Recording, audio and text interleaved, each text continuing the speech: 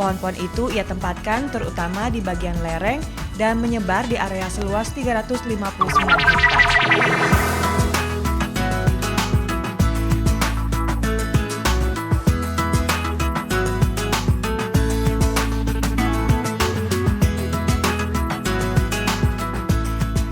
Dibenci sekaligus banyak dicari.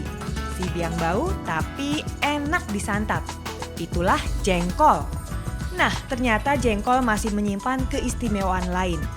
Ia bisa menjadi pahlawan bagi Jakarta. Kenapa? Karena jengkol tangguh melawan banjir. Bagaimana caranya ya? Berawal dari keprihatinan terhadap banjir Jakarta di tahun 2002, Supriyanto mulai melirik keunikan pohon jengkol. Bertempat di hutan pendidikan Gunung Walat Sukabumi, Jawa Barat inilah Supriyanto menanam pohon jengkol. Pohon-pohon itu ia tempatkan terutama di bagian lereng dan menyebar di area seluas 359 hektar. Kekuatan jengkol dalam melawan banjir bersumber dari akarnya yang termasuk akar tunggang.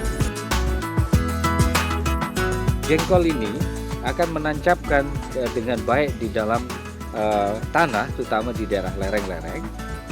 Dan yang kedua, ada juga sistem perakaran seperti ini. Nah ini bagus sekali. Dia akan pecah dan dia akan menyebar kemana-mana. Dan ini sebagai satu hal yang sangat baik untuk menahan erosi dan juga menahan longsor. Dan yang kedua, juga bisa menyerap air cukup banyak. Ya, karena apa? Tajuknya ketika daunnya rontok, dia akan membuat sersah yang bisa meresapkan air ke dalam tanah.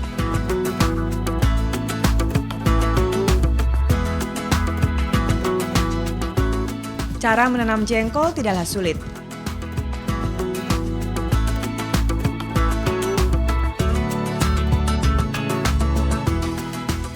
Sepi dibelah dua dan kita ambil potongan sepi yang ada matanya.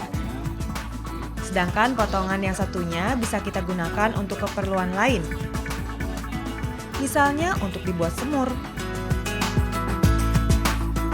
Potongan sepi ditanam secara terbalik sehingga bagian yang ada matanya ketimbun tanah. Dari bagian mata itulah kelak akan tumbuh akar. Sementara untuk pohon yang sudah tumbuh seperti ini cukup ditanam seperti biasa.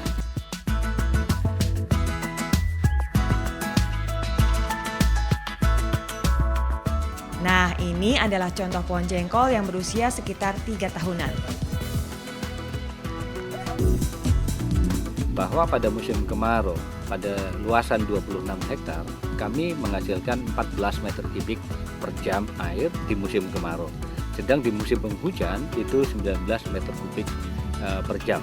Artinya apa? Fluktuasi debit tidak terlalu jauh, tetapi jaminan adanya air di musim kemarau tetap ada dan di musim penghujan tidak banyak.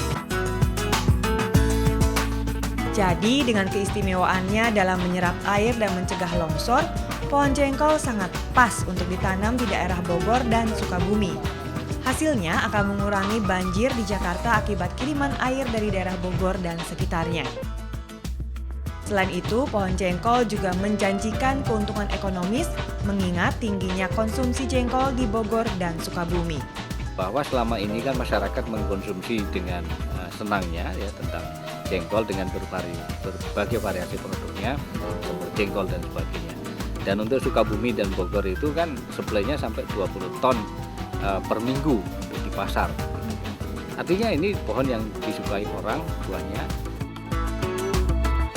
Ya, itulah jengkol. Memiliki sejuta potensi yang tak tergali sehingga lebih kerap dihina. Pohon asli Indonesia ini mampu bertahan di alam tanpa perawatan berarti hingga puluhan tahun. Dan tanpa harus dipupuk, pohon jengkol tetap akan berbuah sejak usianya sekitar 4 tahun. Jadi, mari kita tanam pohon jengkol sebanyak-banyaknya.